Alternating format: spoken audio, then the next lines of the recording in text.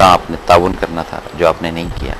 ये सब चीज़ें जब इंटरव्यू करने के बाद आपके सामने आएंगी, तो उसके बाद जो जो चीज़ें पेंडिंग है, इसके लिए टाइम है, इसको प्लीज़ कवर करना है। 2 दिन में कर लें, 6 माह में कर लें, साल में कर लें, पक्का तयन नहीं है। लेकिन जब इरादा या नियत कर लेंगे इंटरव्यू के बाद, पूरी अपनी पर्सनालिटी को जब सामने ले आएंगे, तो फिर ये चीज़ें सपोर्ट करेंगी। कम से कम अंदाज़ा तो होगा ना कि यहाँ पर कुछ ज़्यादतियाँ कर दी थी 10%, 20% या 30%, और यहाँ पर शायद कुछ अच्छे काम हो गए थे 50% या 100%। तो जब उन दोनों चीज़ों का मुवाजना करेंगे, तो वो चीज़ जो मैं गपशप करना चाह रहा हूँ या जो बात कहना चाह रहा हूँ, शायद वो समझ आ जाए कि इंटरव्यू ही बचाएगा आपको, और कोई नहीं बचाएगा। क्योंकि मेंटली तौर पे जब आप उस इंटरव्यू की तरफ जाएंगे, तो वहाँ पर ऐसी कोई टाइम नहीं है, ऐसी कोई स्टोरी नहीं है, ऐसा कोई स्क्रिप्ट नहीं है।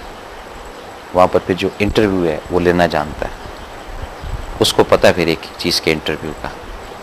हम लोग नहीं इंटरव्यू कर सकते, मैं आपकी ज़ात को नहीं पहचान सकता, मैं आपकी ज़ात तक नहीं पहुँच सकता। ये सिलसिला इसी तरह है। और जहाँ मैं अपनी कोशिश से, अपनी स्ट्रगल से आपको जानूंगा, आपको पहचानूंगा, तो वो चीज़ें तो मैं हासिल कर लूँगा। आपकी जो आउटलेट है, आपका जो आउटव्यू है, जो बज़ाहिर मुझे नज़र आ रहा है कि आप माशाल्लाह नेक आदमी हैं, 5 वक्त के नमाजी हैं, किसी का दिल नहीं दुखाते, अवॉइड करते हैं लोगों के साथ हैंकी वैंकी से, कोशिश करते हैं कि खुशहाल लाइफ हो, कोशिशें करते हैं आप, ये कोशिश करते हैं आप, जो देखें ज़ाहिरन होता है।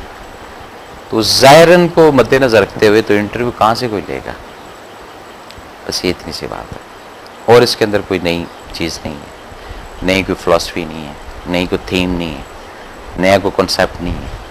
लेकिन एक चीज़ का कॉन्सेप्ट ज़रूर है कि आज अगर आप ख़ुद अपना इंटरव्यू कर लेंगे, तो कल हो सकता है कि इस काबिल रब की ज़ात आपको बना दे, रब की ज़ात आपको इतना नवाज दे कि जो मिस्टेक्स, जो गलतियाँ पास्ट में हो चुकी हैं, उसका कम से कम आप अजाला तो कर सकें।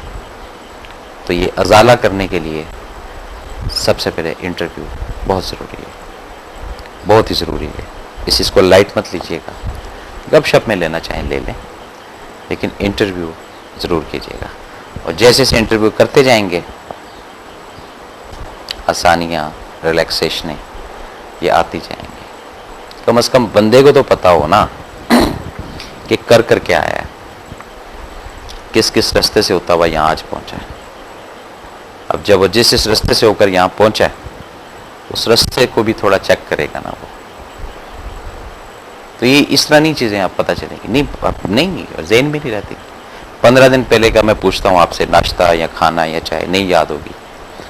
25 दिन पहले का पूछता हूँ कि जी कौन से रंग का कपड़ा पहना हुआ था या सूट पहना हुआ था, नहीं याद होगा, इधर से निकल जाता है।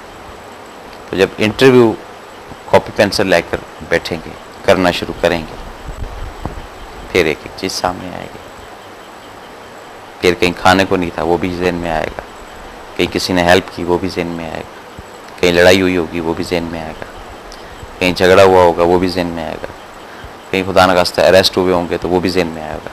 फिर एक एक चीज़ आपके जहन में आएगी। तो जब एक एक चीज़ आपके जहन में आएगी, तो उसी के साथ ही कनेक्शन है ना रब की ज़ात का, कि आप कितना फंसते गए, तो उसकी ज़ात निकालती रही। तो ये मेहरबानी नहीं है उसकी, ये फजल है ना उसका, ये ख़ास करम है उसका। तो इन चीज़ों को समझना है, खाली गपशप नहीं करनी है।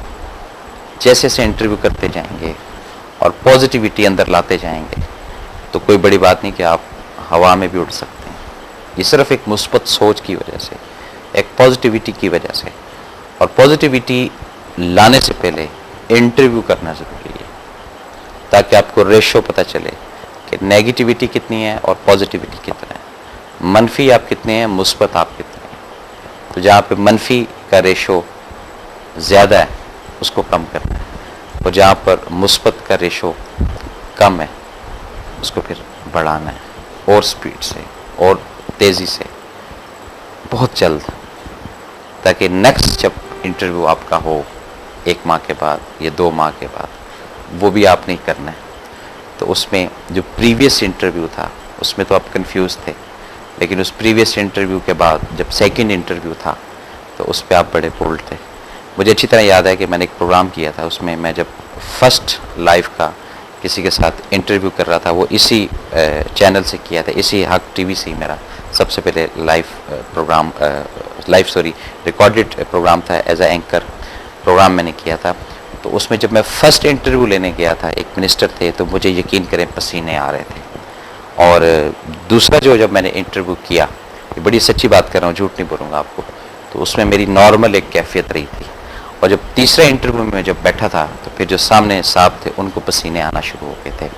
तो ये चीज़ें इंसान सीखता है, जैसे जैसे इंसान सीखता है तो फिर ये चीज़ें रियलाइज़ होती हैं। तो इसी तरह जब पहला इंटरव्यू है उसमें कमज़ोरी आपको 100% लगेगी अपनी, कि हाँ ये कुछ है मिस्टेक्स, लेकिन सेकंड इंटरव्यू में थोड़ा सा आप रिलैक्स होंगे, क्योंकि एक इंटरव्यू के बाद जो दूसरा इंटरव्यू है उसमें आपका जो पंजाबी में कहते हैं चाका, ये एक जो हेजिटेशन है वो आपकी खुल जाएगी। तो जब हेजिटेशन आपकी खुलेगी, हिचकिचाहट आपकी खुलेगी, तो दूसरा इंटरव्यू आप बहुत अच्छा अपना खुद करेंगे। और दूसरे के बाद जब तीसरे इंटरव्यू की बारी आएगी तो उसमें वैसे ही आप बोल्ड हो जाएंगे, क्योंकि आप वो सब चीज़ें फिर रिकवर कर चुके होंगे। यहाँ पर ये चीज़ लूज थी, उसको आप फर्स्ट इंटरव्यू में देख के सेकंड इंटरव्यू तक आप रिकवरी की तरफ आ गए हैं। और फिर जब सेकंड के बाद थर्ड इंटरव्यू की तरफ आप आएंगे, वहाँ पर आप मजबूत एक अच्छे एंकर, एक अच्छे होस्ट अपनी ज़ात के लिए बनना शुरू हो जाएंगे। जब अपनी ज़ात के लिए आप एंकर या होस्ट बनना शुरू हो जाएंगे, अपना इंटरव्यू प्रॉपर तरीके से कंप्लीट कर लेंगे, तो फिर आप किसी के साथ जब गपशप करेंगे या किसी के साथ जब आप आउटव्यू करेंगे, तो उसमें हो सकता है कि वो अपने अंदर की बातें भी आपको बता दें, अपने अंदर का जो एक एसेट है वो भी आपको खोल दें। लेकिन उसको पर्दा रखिएगा। अगर वो इंटरव्यू आपको दे रहा है, अपने अंदर की बातें बता रहा है, तो उसको पर्दा रखिएगा, उसको एक्सपोज मत कीजिएगा, क्योंकि वो अमानत है, और अमानत में ख़यानत जो है किताबों में लिखा हुआ है कि बुरी चीज़ होती है। तो ये हैं मामलात इस तरह ज़िंदगी के। मैंने भी अपनी लाइफ में जो चीज़ भी हासिल की है, जो भी चीज़ एनालाइज़ की, उसमें हमेशा इंटरव्यू को ज़रूर मद्देनज़र रखा। और कहीं पे भी कहीं एरर आया, कहीं पे कहीं रुकावट आई या कहीं पर कोई मसला हुआ, तो थोड़ा सा इंटरव्यू ज़रूर किया कि ये क्यों हुआ। जब अंदर से क्लियरेंस आई कि हाँ ये इस वजह से हुआ है, तो वहाँ मैं मुतमईन हो गया, वहाँ मुझे तसल्ली होना शुरू हो गई। जैसे जैसे मुझे तसल्ली होती गई, वैसे वैसे लाइफ के अंदर रब तब्दीली लाता गया, और टिल अल्हम्दुलिल्लाह तब्दीली आई जा रही है और आती रहेगी, क्योंकि school of thought he change हो जाता है इंटरव्यू के बाद। और जब इंटरव्यू नहीं करेंगे, ज़ाहिरन मामले में रहेंगे, फिर पॉसिबल नहीं है कि तब्दीली हो, फिर कुछ कर भी नहीं सकते ना, क्योंकि आपको पता ही नहीं है कि आपके पास पावर क्या है, क्या आपको पता ही नहीं है कि आपने गुनाह कितना किया, आपको पता ही नहीं है कि आपने कितनी नेकियां की। ये सब चीज़ें इंटरव्यू आपको बता देगा। जब इंटरव्यू बताएगा तो फिर उसके असरात देखें कि एक नेकी या एक अच्छा काम करने के बाद रब ने कितना फजल किया, और उन चीज़ों को भी रियलाइज़ करें कि एक गुनाह या एक बुराई करने के बाद रिवर्स लगा या नुकसान हुआ या बेहतरी हुई। ये सब चीज़ें चेक करें। तो ये किस सूरत में चेक हो सकती है? जब प्रॉपर बैलेंस शीट आपके सामने हो। ख्याली बात नहीं, अमली बात। उसके ऊपर लिखें आप मिस्टर फ़लाँ फ़लाँ फ़लाँ या मिसिस फ़लाँ फ़लाँ फ़लाँ कि जी इंटरव्यू दें, जी अपना इंटरव्यू, खुद का इंटरव्यू। बड़ी अजीब सी बात लग रही होगी आपको कि खुद का इंटरव्यू कौन करता है? इंसान खुद का इंटरव्यू करता है, दूसरा नहीं झांक सकता आपके अंदर। रब ने भी एक गैप रखा हुआ, रब ने भी एक मामला रखा हुआ। तो ये होती हैं चीज़ें। तो जब आप स्पुर्द कर देते हैं या किसी के साथ ताल्लुक़ वास्ता बना लेते हैं, फिर वो इंटरव्यू जो आप कर सकते हैं, चाहे वो मुर्शद के रूप में हो, पीर के रूप में हो, बुज़ुर्ग के रूप में हो, गाइड करने के रूप में हो, ये सब चीज़ें होती हैं। ट्रांसमिशन से नाज़रीन मुझे मैसेज आया कि प्रोग्राम का वक्त जो है वो ख़त्म हो रहा है। अपने मेज़बान SM अफजल को, वमा हक TV की पूरी टीम को अगली गपशप तक के लिए इजाज़त दें। अल्लाह ताला हम सबका हामी और नासिर हो। खुदा हाफिज़। इश्क के रंग में रंग जाए जब अफ्तार, तो खुलते हैं गुलामों पे वो असरार के रहते हैं वो तौसीफ सनाए शगे वो हर बार, वरना वो सैयद अली नसबी, हाँ वो ही उम्मी लक़बी, हाशमियो मुत्तलबियो अरबियो क़रशियो मदनी, और कहाँ हमसे गुनहगार।